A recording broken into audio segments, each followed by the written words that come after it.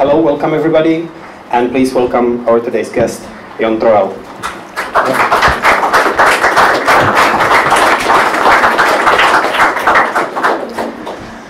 First of all, thank you very much for being with us here, and thank you for, or let me shout out loud my admiration for how you bear this very Swedish weather, which is here this year. And we are going to screen excerpts from your films and also from your family film archives. We will start with this. So can you tell us a little bit in the beginning and introduce this? Yeah. I'm afraid you can't expect any quick thoughts or words from me today, but for natural reasons I will be even slower than my own films. I start out from the beginning. I was born the 23rd of July 1931, and when I arrived to the family house in the suburb of Malmö with my mother in a taxi, my father was there to meet us with a camera in front of his head, and he filmed it. So that was the first time I saw my father. Right across the street there was a cinema, and I bought a little piece of the footage my father took at the moment when my mother and I went out of the car. So maybe we should start looking at that.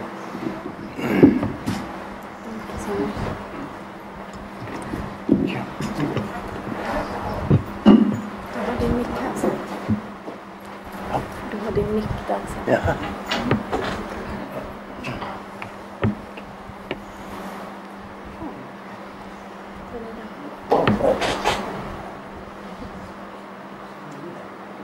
That's my big brother.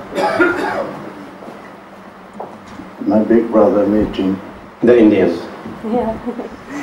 5 years older than me. And that is me with a camera, just a box of the film camera.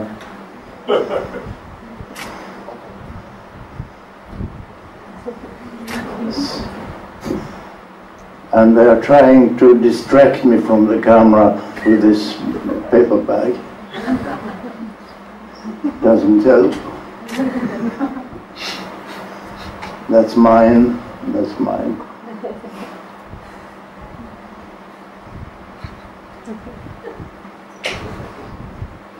So, that was the beginning. What do you feel watching these images from your early childhood? You can't remember otherwise than from these images. No, I grew up with home movies. When we had people at home, or when we have birthday parties. Birthday parties and so on. Very often my parents took out the projector and we saw some footage.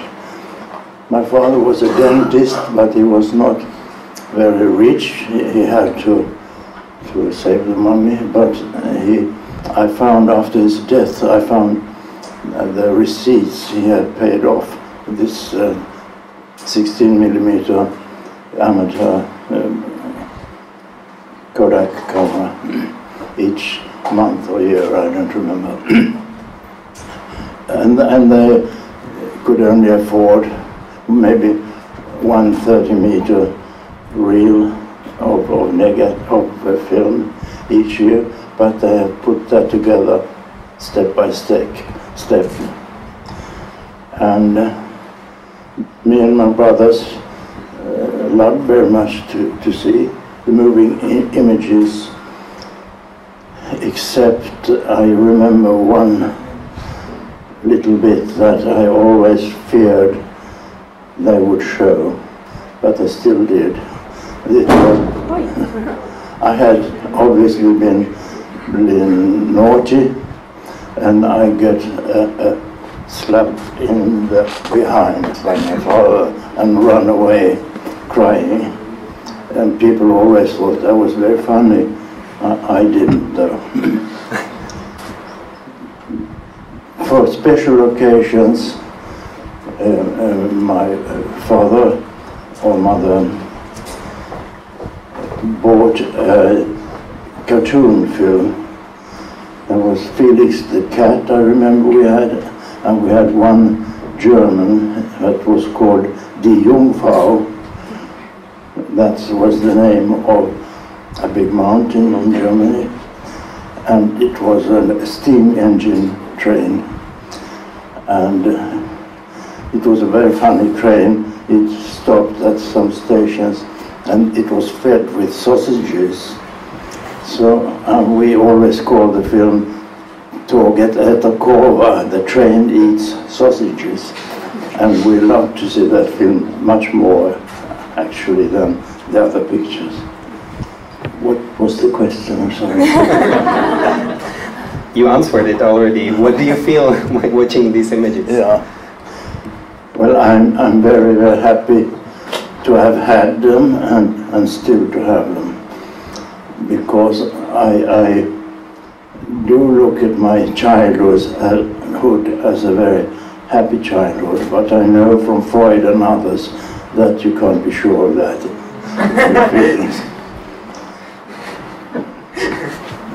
And now let me also introduce Jana Troella, daughter, collaborator and actress of Jana Troella, and also straight ahead with a question, do you also have these images in your family archives? Do you compare it sometimes? Oh my goodness, yes. I mean, if my father saw his father for the first time, coming from the taxi, I saw my father for the first time coming out of the womb with a camera.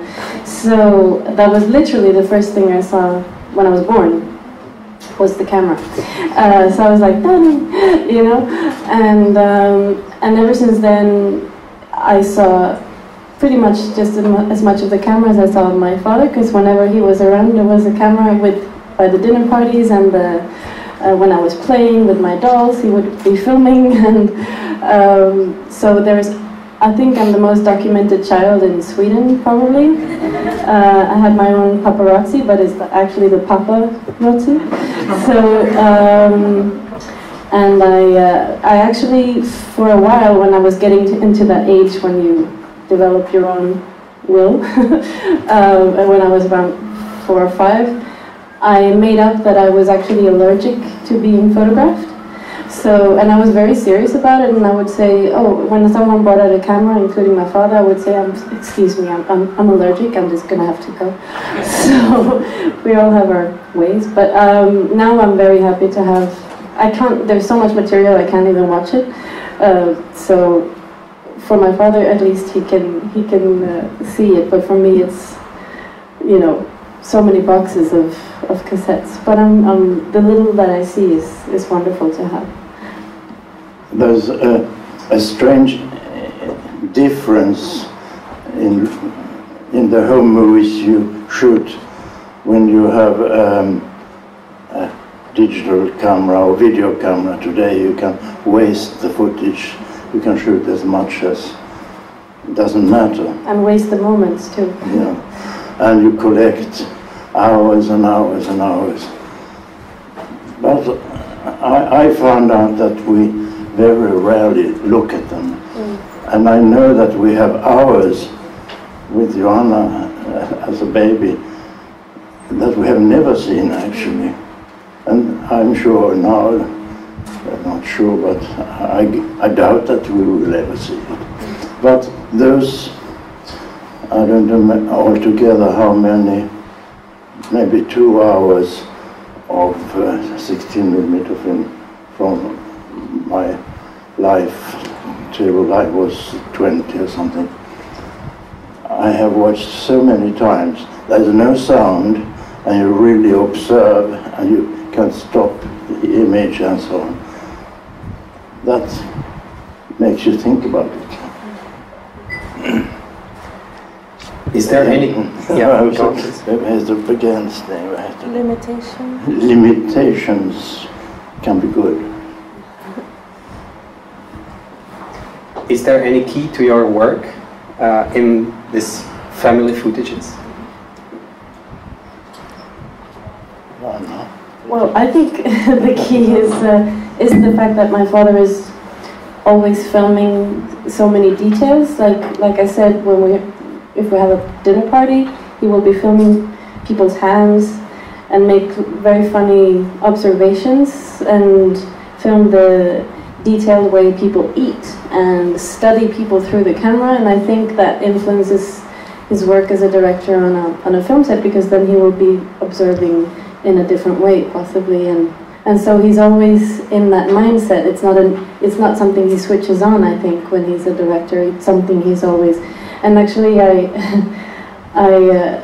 there was a man who made a documentary about my father a few years ago that I officially can say we're not that happy with, but because it was a very strange perspective on my father, but he would also ask me, he would phrase the question, how does it feel to have such a self-centered father? And I was like, you could tell that he had an agenda with the film by that kind of question.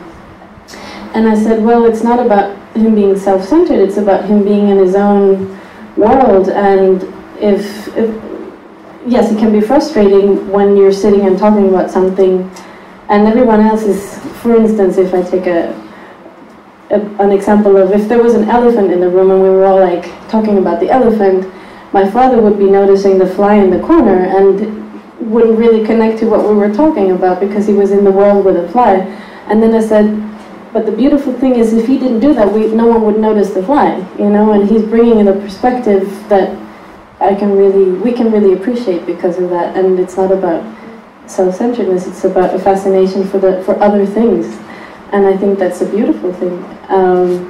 And so with that kind of perspective, I think that's what makes him such a great filmmaker, is that he's always in that world, he never leaves it. I've been thinking now, I think maybe I can find one trace through my life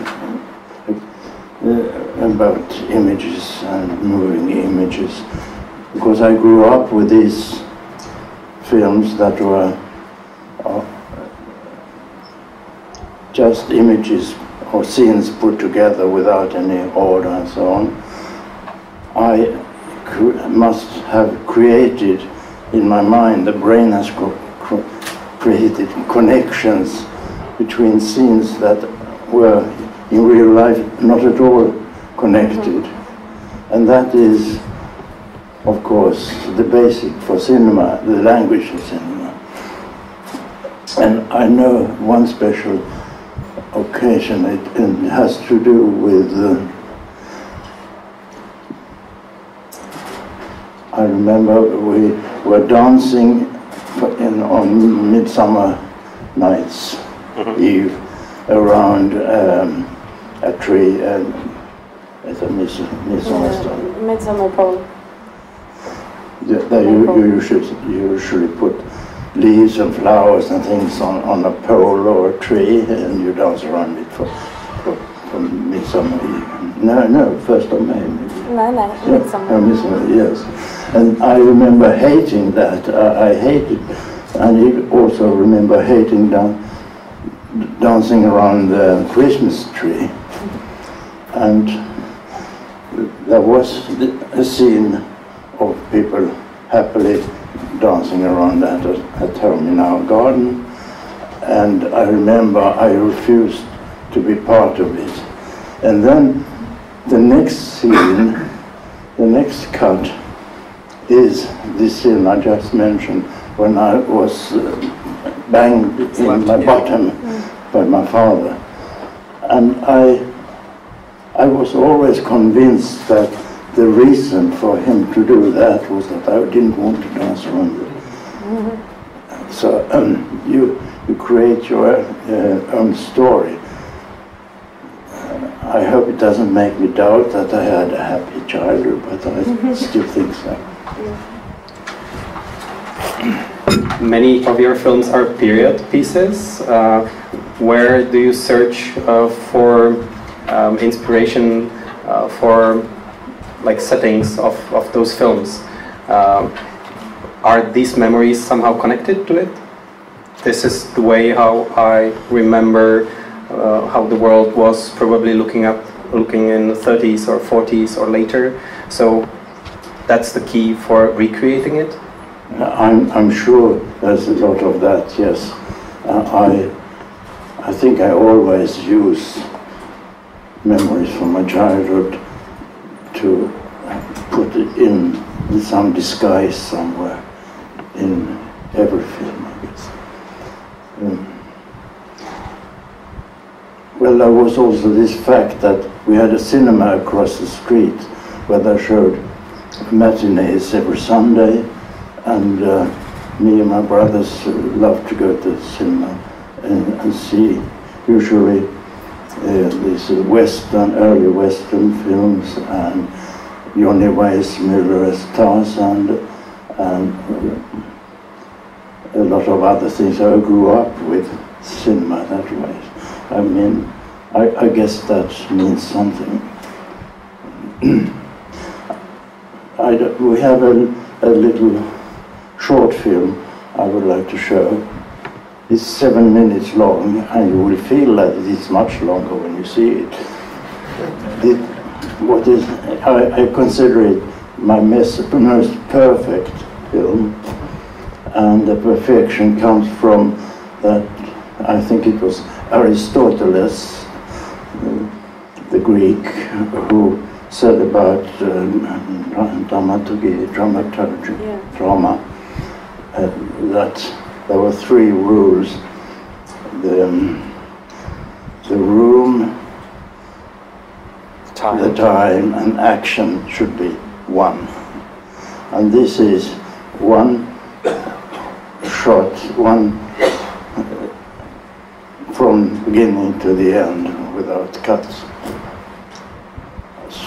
So that's why I'm so happy with it.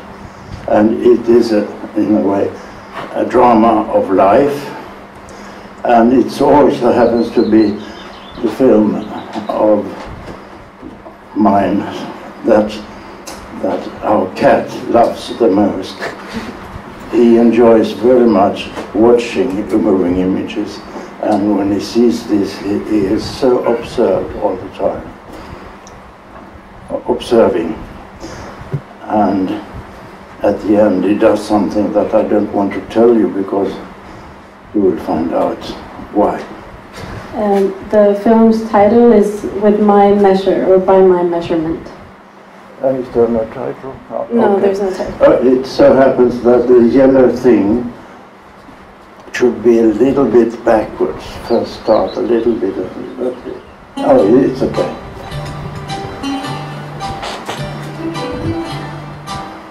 It's also called A Walk in the Desert.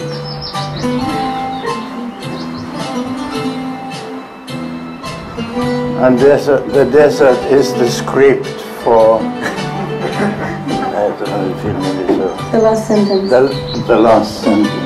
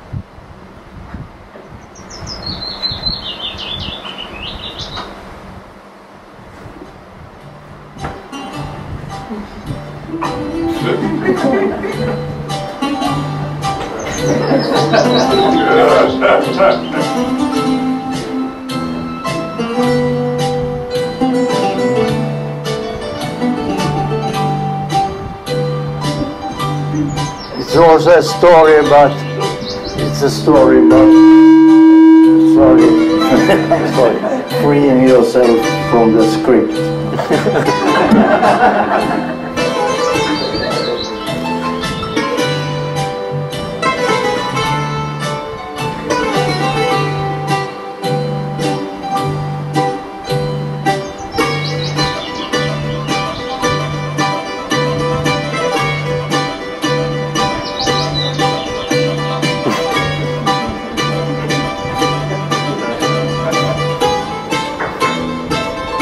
This is where the Czech Republic comes in. Beer.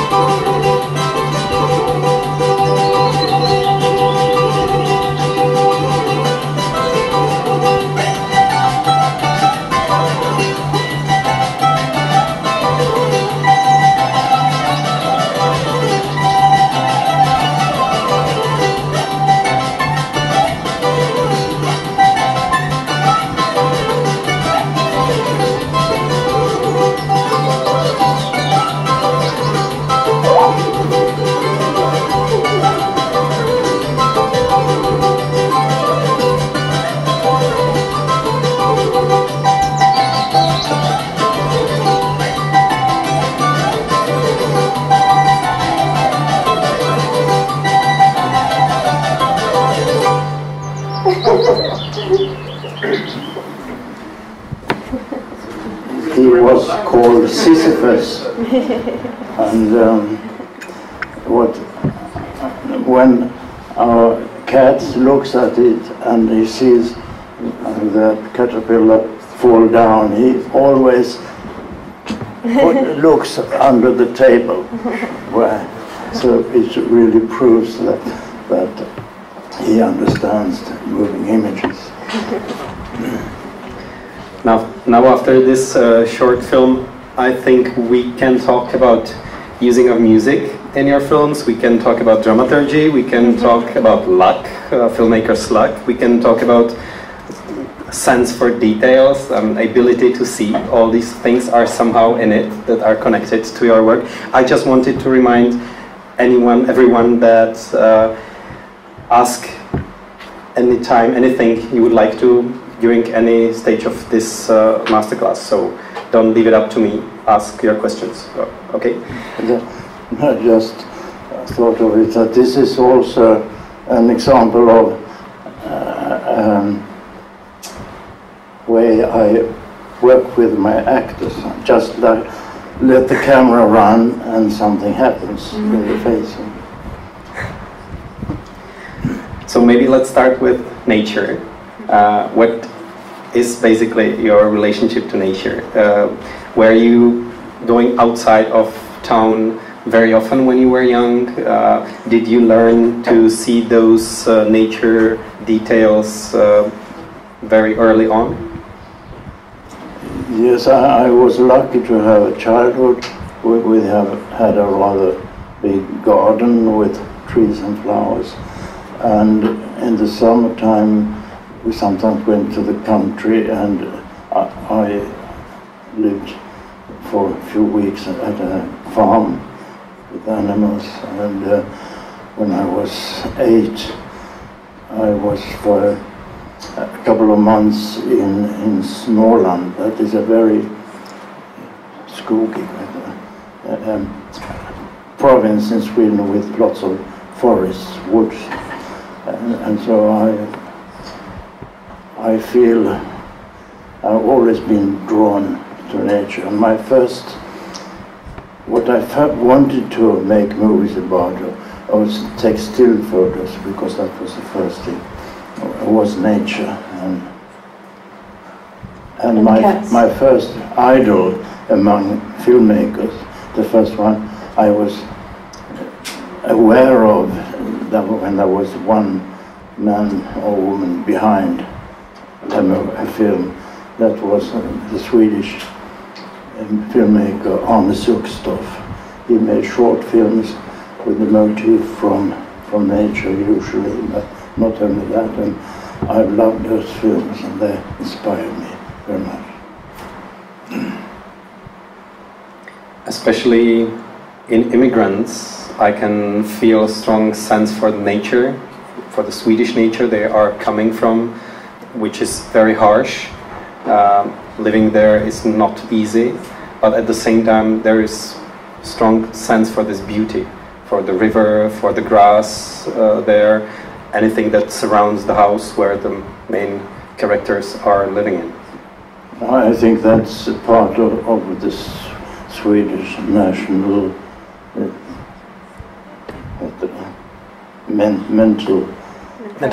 mentality, yes.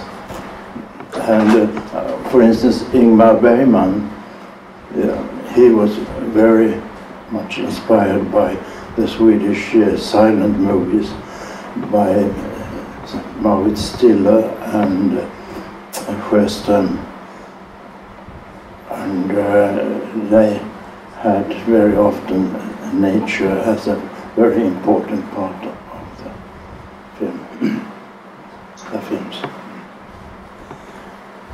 Immigrants are based on 4 books, and there are 2 films out of it, Immigrants and New Land, as a sequel, let's say. And Immigrants, there is a pause in the middle of the film. Weren't you even thinking of, let's say, TV series?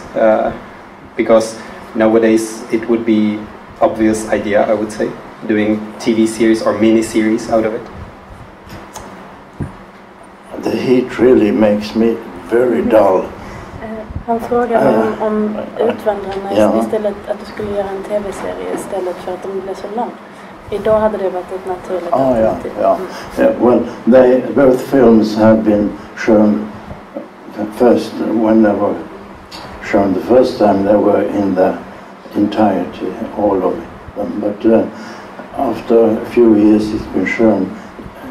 Each film was divided in 3 parts, but it was not cut differently. It was exactly the same material, but so it became a kind of mini-series. It's true.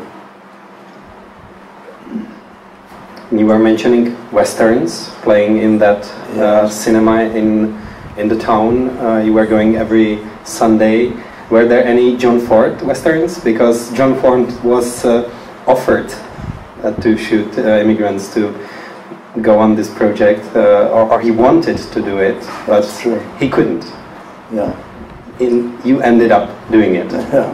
No, Vilhelm Moberg, the author of The Immigrants, the 3-part novel. Many directors wanted to make a film from it, but and John Ford, I was told, was one of them, but Moberg resisted all the time. So not until Vilhelm Moberg had seen my first film, Here Is Your Life, which was based on one of his best friends, Eivind Jonsson's autobiographical novel. And he liked that film very much, and he said to one newspaper interviewing him that now he thought he had found a director to offer the material. That was me. I hadn't read the books at the time. And now maybe a little bit about the music. Also based on this short film we have seen. You seem to like very much classical music, piano music, I would say, that's used in many of your films. What's your take on using music in films? How does it underline the image, or how does it cooperate with the image, sound and visuals? How does it go together? Well, maybe the very best moment in the making of a film, any kind of film, is for me when I put a piece of music for the first time together with some scenes, and suddenly something starts to flower. You see new things, you see what you wanted to show and so on, if you're lucky. So I always try to have some music in the editing table. It's not anymore an editing table, it's a computer, but anyway, to run together with the scenes when editing. Maybe that music will never be used in the film, finally, but it helps me editing. And I always also try to find the music I will finally use, but I'm not worried about if I don't, because I know that it will sooner or later come to you. In this case, with this film, it just so happened when I was watching this caterpillar walking across I was sitting together with the author of the script of the last sentence and the yellow thing that is that script. I was just observing this for a while, and then I thought, well, I have to go inside and get the camera, a little Sony handy cam, to film it. And then, well, then everything happened by itself, except when the caterpillar falls down at the end. I got so scared that I stopped the camera, but I had to make a freeze frame there. But I can tell you that he survived. He fell into the grass, and I'm sure he continued his walk. But I can say also that you are inspired, even during this script stage, sometimes by music, for certain scenes and for certain characters and certain themes in music can come up even before the film is even a film. So the music is already in the head by the time the film is there. That's right. But I also like very much to use existing music, especially classic music.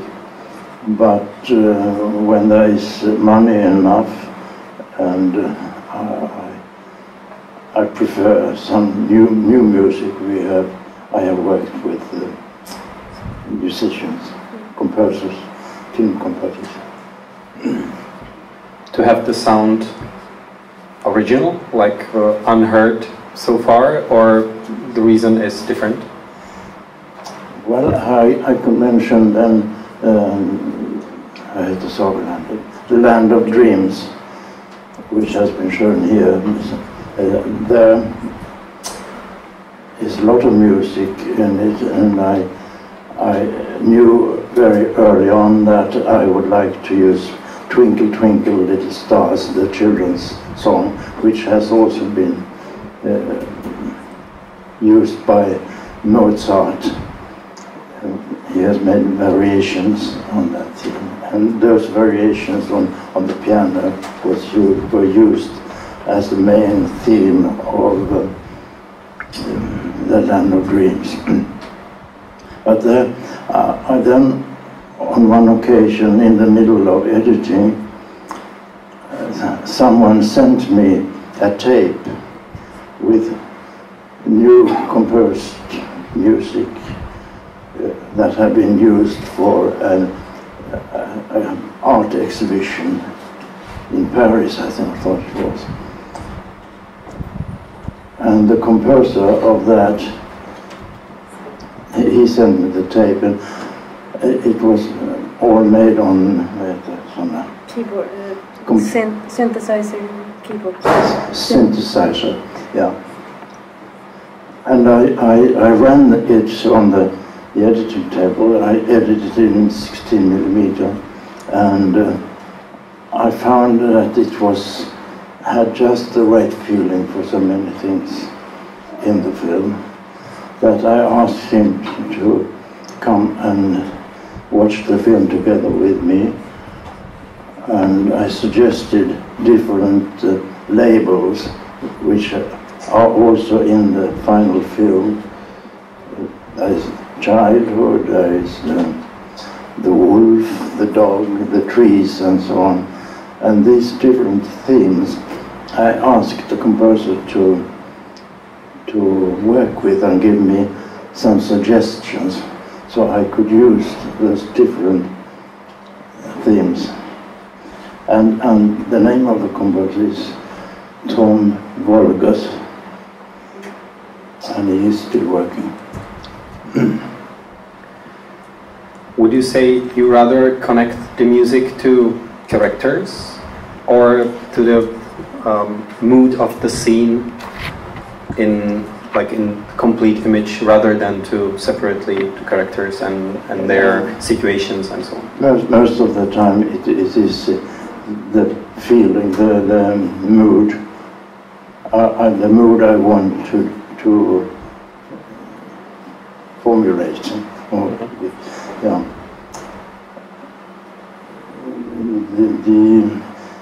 Sometimes also dramatical effects, but usually just the mood as the most. Immigrants and New Land brought you several Academy Award nominations and also chances to go on with your career in the States. What offers did you have, and how was it with those two films you made in the States afterwards? And how was it for you to work in the US?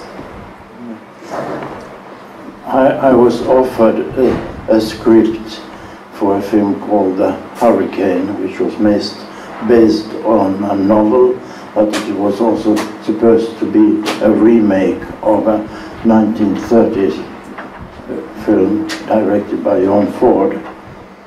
And that film was, I had seen in my childhood, I remember, with Dorothy Lamour was the leading actress.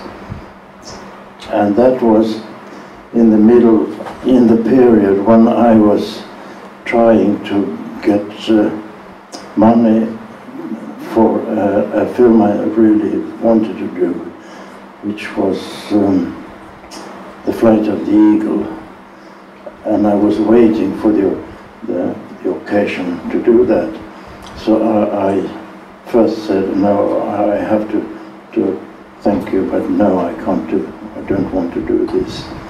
And then the producer was Tino De Laurentiis, and then I got a telephone call much later from the Paul Kohner, who was the agent of all Swedish actors and directors working in Hollywood.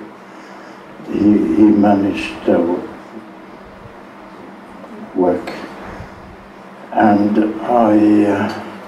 he begged me, asked me to anyway take this opportunity, go to Los Angeles and meet Tino, and if you don't want to do it, it's okay, but it could be fun for you just to go there. So I finally did, and I was presented a script which was to some extent based on this book, but not entirely. And I didn't like the script, so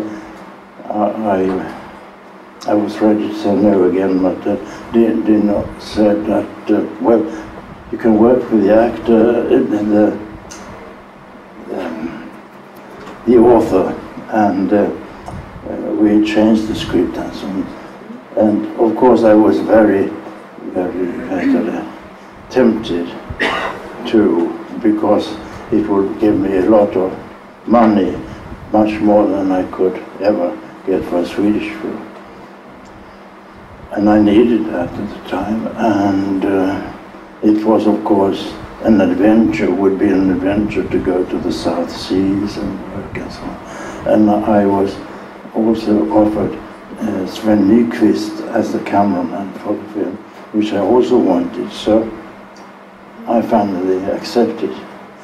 It turned out not a very exciting or good film, but I think that finally got the money back because it was quite popular in the Far East, I remember. And then there you met my mother. Oh yes. She wanted it. I forgot the most important thing about this movie.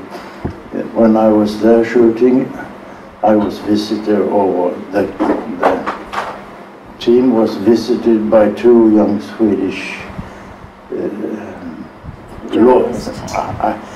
I have to blame the heat. Journalists. And one of them finally became my wife, and that's why Johanna is here. And in a sense, we had to be grateful to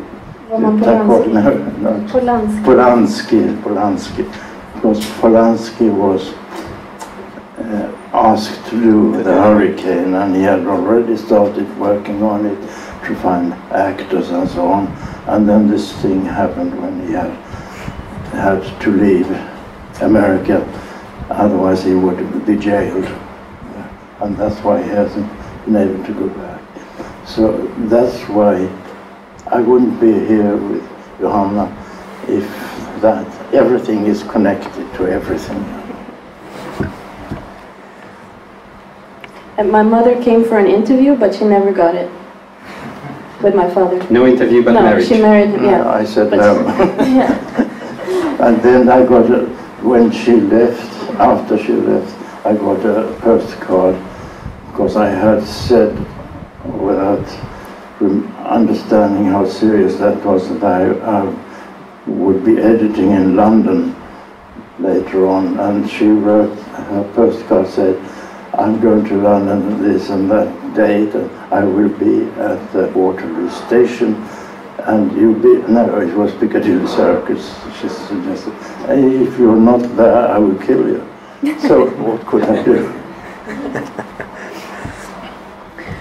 Another American movie you did was Zendy's Bride with Gene Hackman.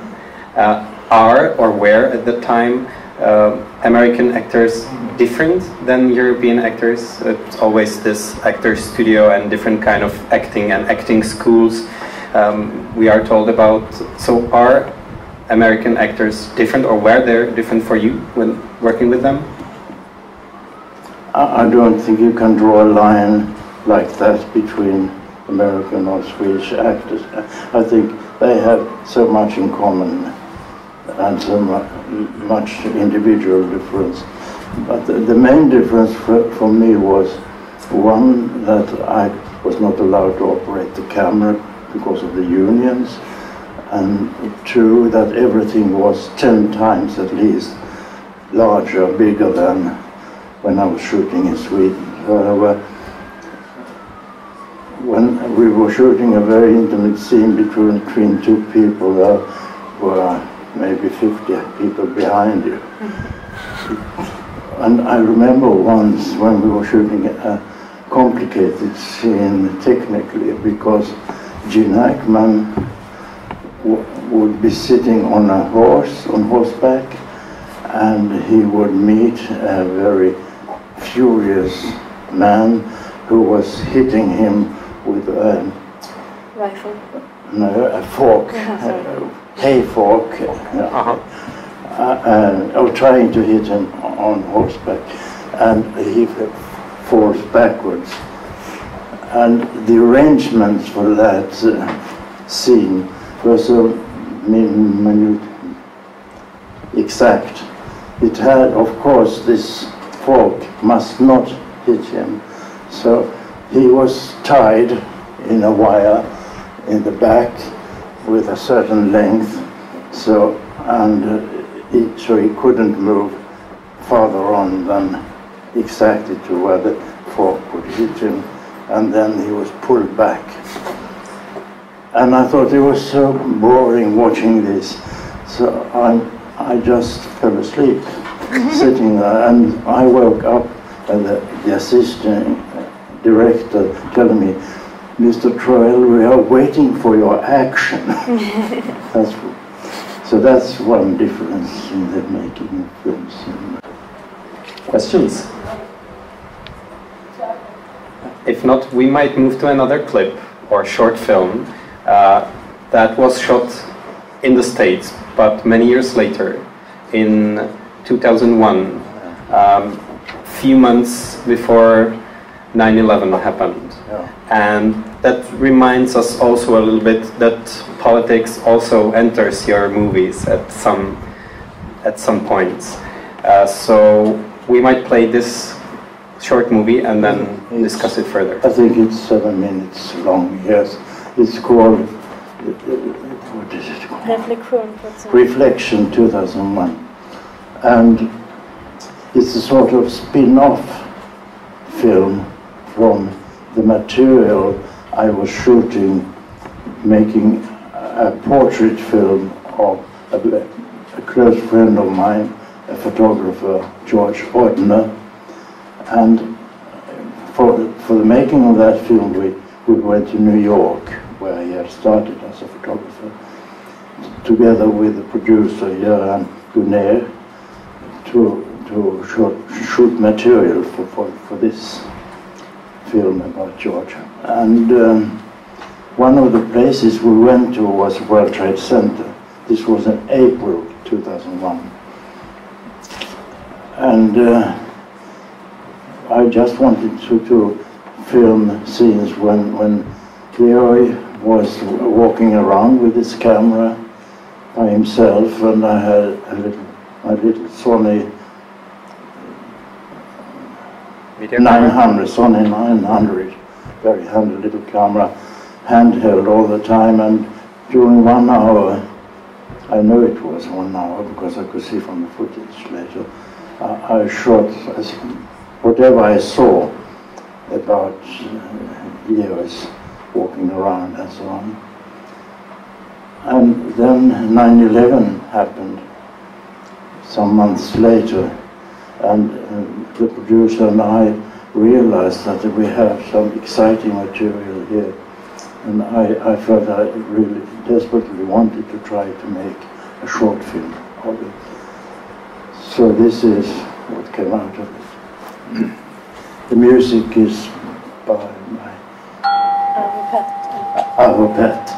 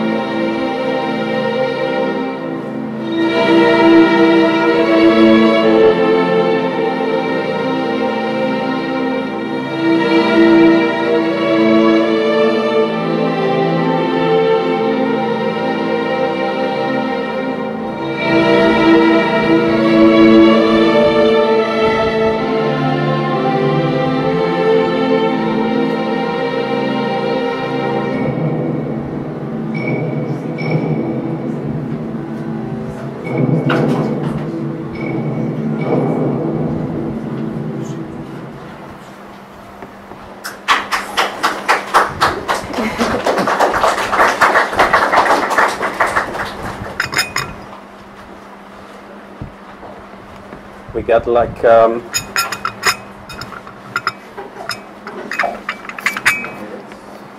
okay. Can you hear me? Yeah. We got like the last 15 minutes of this masterclass, so don't hesitate to ask. If there's anyone who is hesitating simply because of language, let's say, then ask in Czech and we will manage somehow. Last 15 minutes of this unique opportunity. This was your immediate reaction to what happened on 9/11, which is not that typical for your feature films, but you did Il Capitano, which was quite immediate reaction to what happened in Sweden after a triple murder committed by a young Finnish couple. And that was your take on how to interpret these events, or what could happen inside the main characters, rather than what happened there on the spot, on the place. Can you comment a little bit on your main motivations for Il Capitano?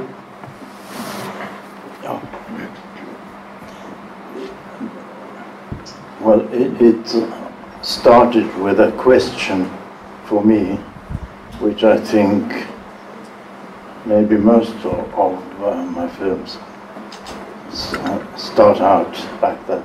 And this was in connection with reading about in the newspapers about these two young Finns, two young Finnish people being chastened by the police. They had not yet been caught, and they could trace the route of the flight through their stolen cars they left behind them. And in every car, the police found rabbit shit. And it appeared later that they were traveling all the time, chased by the police in many cars, with two rabbits. Bunny rabbits. Bunny, yeah, like children, pets. They wanted. Yeah, pets. Pets, yeah. With them after committing this terrible, really terrible, brutal, terrible murder. And that, of course, raises the question in everyone, how is that possible that someone is able to combine these different motivations for the actions? So I decided, together with my producer Jana Troella, to go to the trials in northern Sweden, in Umeå, to see the trial. Yes, to see the trial, and there was a lot of journalists at the time, because this was very, very much written about in every Swedish newspaper. And they asked me why I was there, and I was naive and stupid enough to say that maybe there would come some sort of film out of this. And I shouldn't have done that, of course. But this was so close to it when it happened, and I made it even worse for people around the family around the dead people. But that was already done, and then no one wanted to touch this film. Actually, when we were later on, a year later, shooting it, we had something to shoot during the night, so people couldn't come and attack us, I think. And Daniel was working on that film. Could you please come up and just tell me that's what you were doing? Well, I remember from the shooting of Il Capitano, it was so, we were during the summer nights in Sweden, it's so bright, and we had actually an attack. There came a mob who would beat us, the whole crew, because the evening press has been demonizing the whole film. The evening press, the tabloid press, had made loads of money on very dirty stories about this criminal act. But when one of our greatest Swedish artists wanted to do his view of it, they turned everything against Jan, meaning he was speculative, which they had been, which was not Jan's intention. So the mob was intending to beat us up. But it was very funny because they came in the night and they had baseball bats and they had baseball caps, and they went up to Jan and they said, "This is just profit, you just want to make money out of the tragedy, and now we're going to stop you." And Jan, in his very shy way, said, "I am absolutely not doing this for profit, I'm doing this because I have my reasons as an artist, and I have this letter from the relatives who has given me their permission to do the he spoke very slowly and very calm, and this aggressive guy standing there, and he stood straight up to them, and he showed them this letter. They read the letter from their relatives, gave it back, and then they went off. Continued filming. It was an amazing situation. What a story. Well, I think that speaks also for my father with what I was talking about earlier with the perspective of the details, because you say that everyone must wonder about the rabbits, why these people would travel with rabbits, but I don't think everyone thinks like you that that is the key question. And you focus on the human details of everything, including a little caterpillar. So I think, or the motivation behind everything, and I think that again ties back to the everyday life of this creative, or I think curious perspective rather than creative. It's a curiosity that I think is so beautiful, that it can find the humanity in everything. I was very relieved when I could persuade the Swedish writer Per-Olof Enquist to join me in the script writing. And there is no crystal clear answer to what happened, according to me. You are like transmitting images and feelings and strong sense of the situation, but not giving any direct answers to the audience, I think, which is also what makes the film very good. No crystal clear answer. One detail according to this film is that I was very fascinated by something I had read in a book by a Danish writer, and it was a scientific book, and it claimed, and it was scientifically proven also, that there is a fraction of a second between the action and the decision to do that action. But it's backwards. You do the action first and then you decide. And then rationalize it. Yeah, but you decide first. And you can notice that maybe always, every day yourself, lying in the bed when you wake up and you want to lie there a little longer, but you know you have to get up, and suddenly you find yourself leaving the bed. Before you say, now I'm going to do it, and then you do it. And this, they have been scientifically able to measure this fraction of a second. I think it's about 1/4 of a second, I'm not quite sure. And that is something to think about. When you pull the trigger. Yeah, for me, this moment, this action, was when the murderer to be, was moving his forefinger on the trigger of the shotgun that he had in his hands, pointed at the head of one of the victims to be, the father, and that his boy was beside him. And then he did it second time and shot the boy too. And I just think and guess that rational explanation is that there's so much bottled up.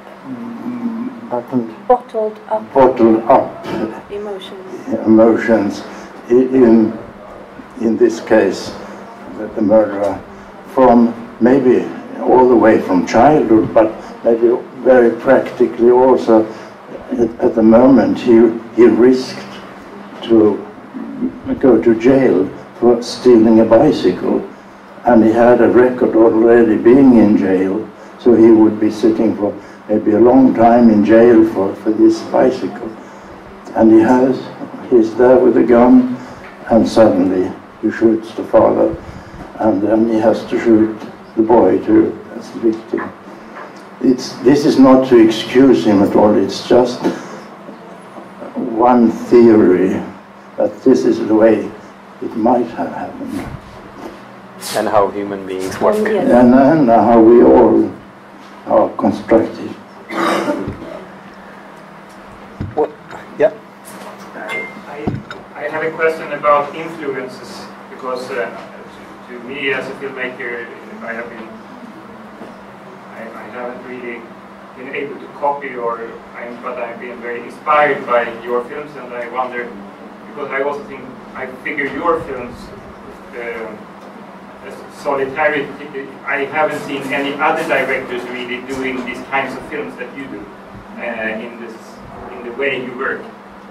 But the question is then, because most films you can see the director is inspired by that director and it's inspired by that film and so on. The question is, apart from childhood and Johnny Weissmuller, where have you got inspiration for filmmaking in your own? How do you? I suddenly realized that I have it all bottled up. All the directors, all the films that I've been inspired by, all that is here when I push the button. And you would never be able to mention any names or anything that any directors that has meant more? Oh yes. There's so many. Tarkovsky very much. But before that, John Ford was one of the first ones. Hitchcock, of course. And with the French New Wave, Truffaut. And the first was Arne Sukstoff. Yeah, the first one, as I did mention, there was Arne Sukstoff, the Swedish filmmaker. And Ingmarem Bergmanen was the second, because he was the first serious film director who made films about psychological things and so on. I was very young and fascinated to get a new world to watch. But then Fellini is a huge inspiration. Vad heter den amerikanen bakom Taxi Driver? Scorsese. Well, you name them. So many. And it's not that, I don't think it's that I try to do it as they do, but they make it exciting to make movies. And do you continue doing films? Do you have a mobile phone, doing films on the mobile phone?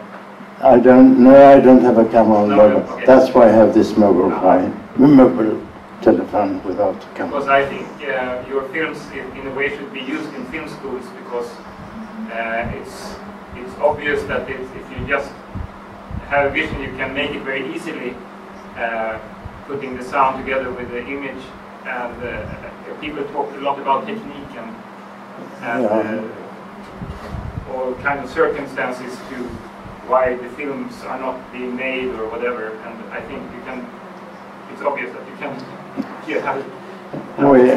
We are, during summers we often have our morning coffee in the garden at the table, and that table has become the scene, the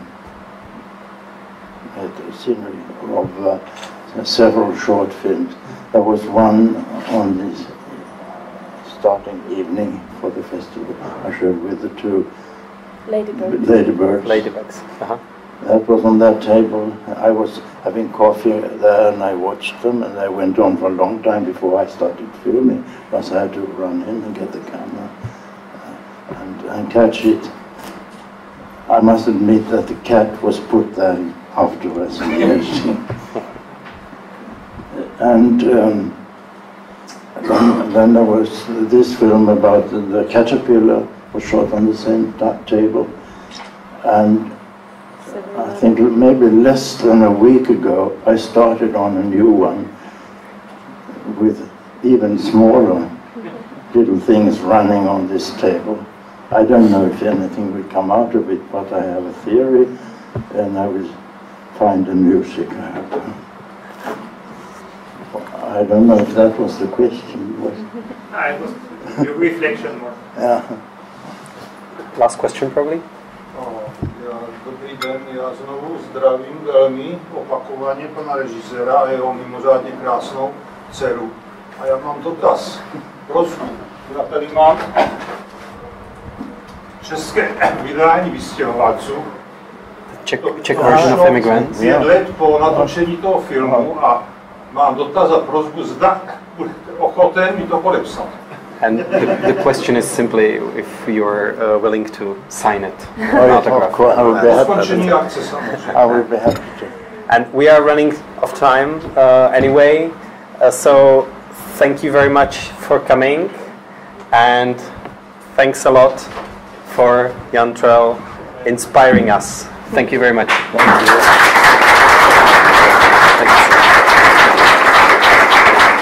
Thank you.